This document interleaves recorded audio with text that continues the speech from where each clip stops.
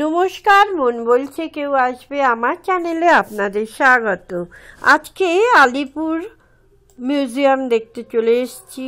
Alipur central জেলের মধ্যে যে মিউজিয়াম, অনেক দিন ধরে আসার ইচ্ছে, বাড়ির কত কাছে, তাও আসা হয় না। ভাবলাম ভিডিও তো করবই, আপনাদের তো দেবই ভিডিও। এটা হলো প্রবেশপথের প্রথম দরজা, 30 টাকা করে টিকিট ঢুকতে, আর যদি লাইট অ্যান্ড সাউন্ড দেখেন তাহলে 100 টাকা করে। এই লাইট অ্যান্ড সাউন্ডের ব্যাপারটা 5:30 অবধি ওদের টিকিট দেয়, 5:30টার সময় শেষ শো হয়, তারপরে আর দেয় না। এই যে ভেতরে পরিবেশ, এখানে আমাকে ভয়েস দিতে হবে, তার কারণ এখানে না গান চলছে, পরিবেশটাই অন্য রকম হয়ে যায় জানেন।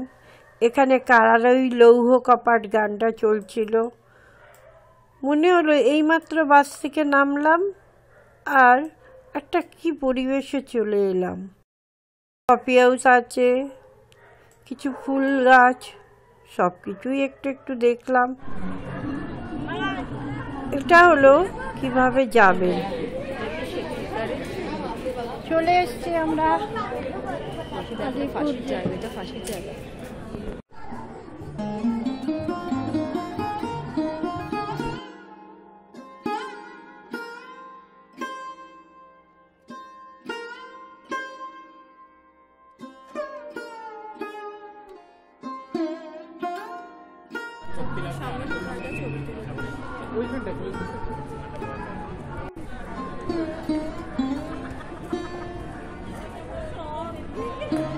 চলতে চলতে একটা জায়গায় থেমে গেলাম, শুনলাম এই জানলাটা কিরকম অন্ধকার, দেখেছেন, এটাই নাকি আসল ফাঁসির জায়গা। কিন্তু ভেতরটা কিন্তু ছবি তোলা গেল না।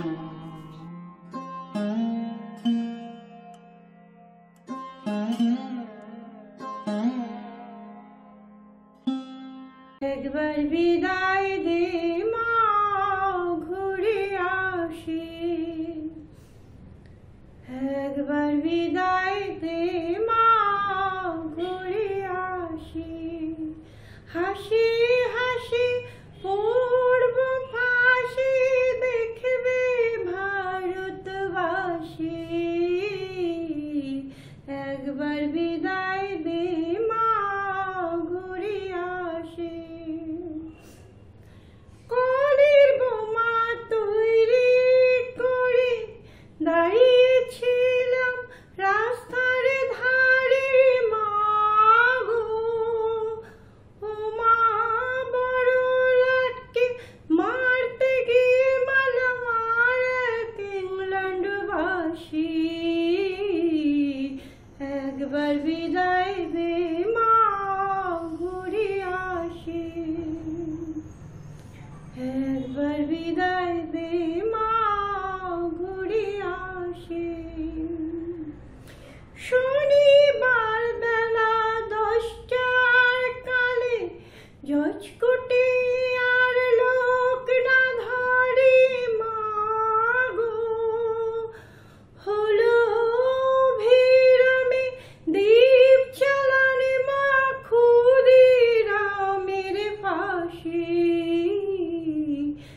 একবার বিদায় দে মা, ঘুরে আসি। হাসি হাসি পূর্ব ফাঁসি দেখবে ভারতবাসী।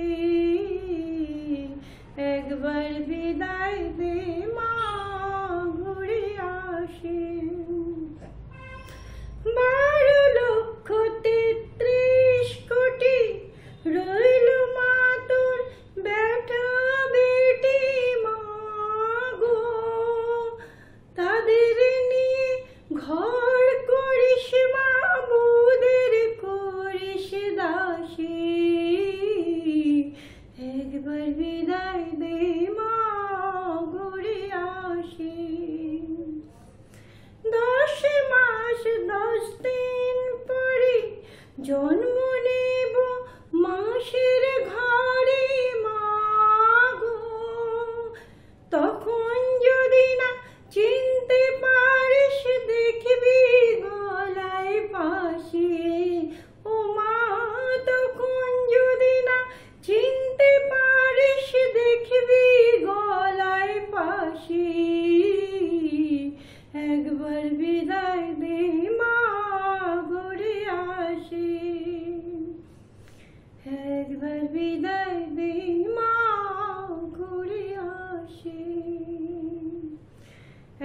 এবার বিদায় দে মা, ঘুরে আসি।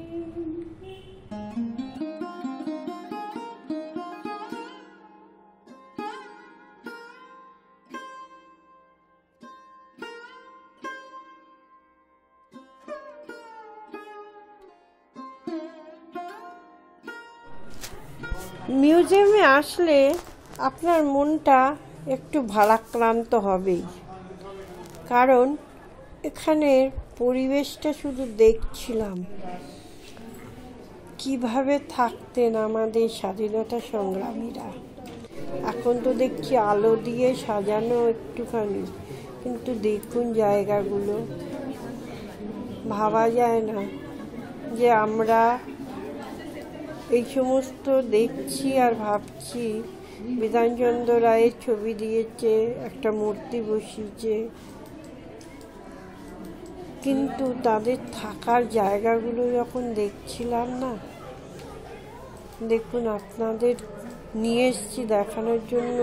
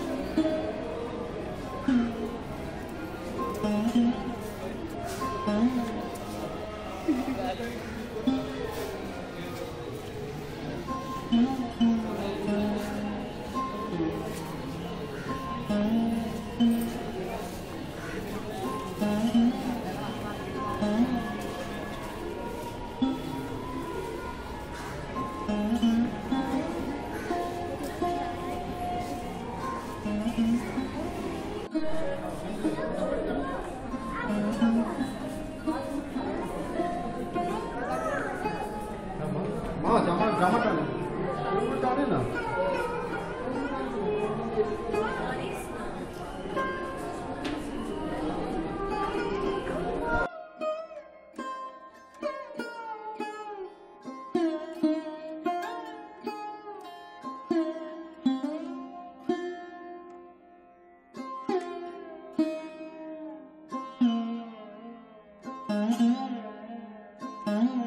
এরুর একটা পুরো মিউজিয়াম টাইপের করা, সেখানে দেখছিলাম উনি যেই কক্ষে ছিলেন সেটাকেও এরকমভাবে গুছিয়ে ওনার একটা মূর্তি দিয়ে দেওয়া হয়েছে।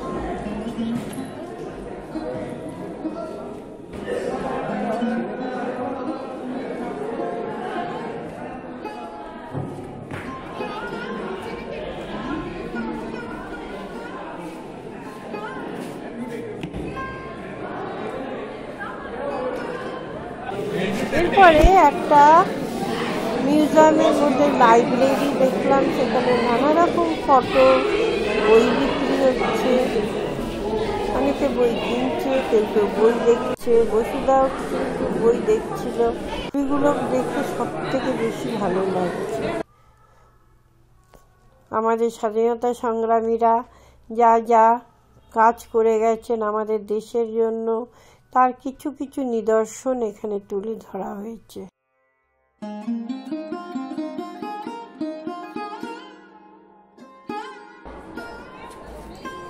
কষ্ট লাগছিল যে কি ভয়ঙ্কর।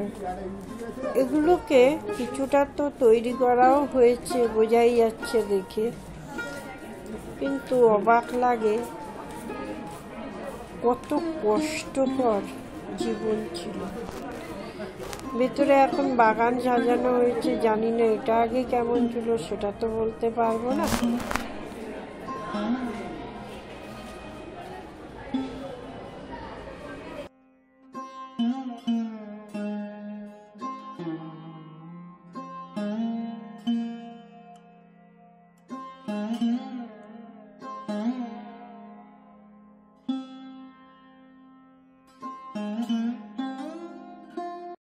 দেখুন, এই মডেলগুলো দেখে মনে হচ্ছে না একদম জীবন্ত?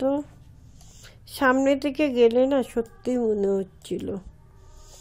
আর দেখুন অত্যাচারিত জীবনগুলো কি সুন্দর তুলে ধরেছে। এগুলো মাঝে মাঝে দেখতে খুব ভালো লাগে, আবার কষ্টও হয়। কি জীবনযাত্রা ছিল না তখন। আমরা তো এখন শুধু দেখছি, তারা তো এই সময়ের সঙ্গে চলেছে। ওদের জীবনচর্যা এত অপূর্বভাবে তুলে ধরেছে। কষ্ট তো মনে ছিল, কিন্তু ভাবছি যারা এগুলো তৈরি করেছেন তাদেরকে স্যালুট করতে হয়। এত সুন্দরভাবে তৈরি করা, যেন সামনে মনে হচ্ছে যে জীবন্ত কিছু দেখছি। জানেন, ভেতরের পরিবেশটা দেখে না অনেক সময় আমরা আজকাল দুর্গাপুজোর সময় কিছু কিছু দেখলে বলি না যে এইরকমভাবে প্যান্ডেল, মাঝে মাঝে ভাবি ভালো লাগে। সব সময় সাজানো গোছানো নাই বা হলো। কেউ কেউ এখানে সেলফিও তুলছে, মন চাইলই না। সেলফি তুলতে মন চায় না কি সমস্ত জায়গায়, শুধু দেখতে ইচ্ছে করে যে এইভাবেই তো নিশ্চয়ই জীবনযাপন ছিল। আমরা বইয়েই শুধু পড়েছি, কিন্তু এই সমস্ত জায়গা যখন দেখছিলাম এখন তো তাও খুব সুন্দরভাবে দেখছি। তখন কি ছিল কে জানে।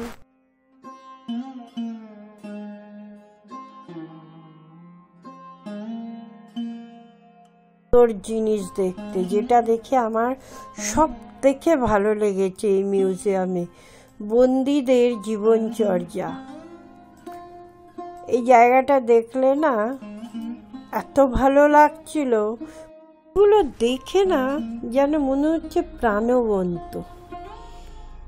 এত সুন্দরভাবে তৈরি করেছে, আপনি ঢুকে বুঝতেই পারবেন না যে এগুলো সব মডেল।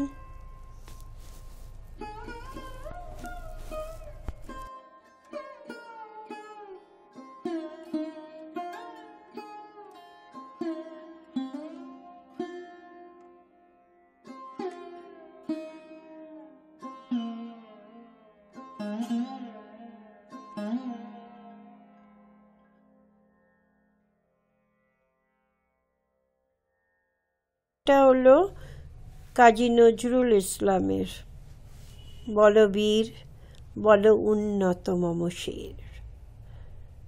ভাবলাম এইটা তো তুলতেই হবে। কাজী নজরুল ইসলাম, মনটা না খুব ভারাক্রান্ত হয়ে গেছে। কেন বলুন তো, পরপর এত দৃশ্য দেখে চলেছি। একটু সময় নিয়ে আসবেন, জানেন আমরা খুব দেরি করে গেছিলাম। একটু সময় নিয়ে এসে এটা দেখুন, সত্যি ভালো লাগবে। মিউজিয়াম দেখলাম, কিন্তু এত সুন্দর মিউজিয়াম আগে আমি দেখিনি মনে হয়। ভালো থাকবেন, সকলকে ভালো রাখার চেষ্টা করবেন। আজকের মতো টাটা।